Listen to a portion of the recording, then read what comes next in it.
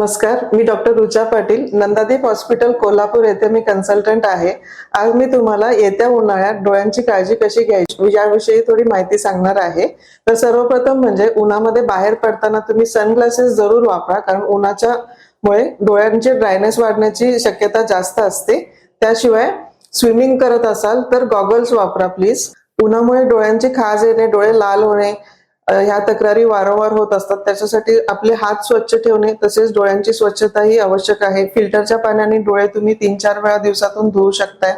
त्याशिवाय आहारामध्ये पाण्याचं आणि फ्लुइड्सचं प्रमाण जास्त ठेवा। ताक, फळे, सॅलड्स यांचं प्रमाण वाढवा। एसी किंवा फॅनच्या समोर आपल्याला खूप थंड वाटतं, पण कृपा करून जास्त वेळ बसू नका, कारण त्याच्यामुळे डायरेक्टली झोत तो एसीच्या डोळ्यावर आल्यास डोळ्यांचा कोरडेपणा वाढतो। उन्हाळ्यात झोप पूर्ण घेणे आवश्यक आहे। तसेच न्यूट्रल ल्युब्रिकेटिंग आय ड्रॉप्स वापरू शकताय तुम्ही। या प्रकारे तुम्ही डोळ्यांची काळजी घेतली तर डोळ्यांचे आजार होण्याची संभावना कमी होते। थँक्यू।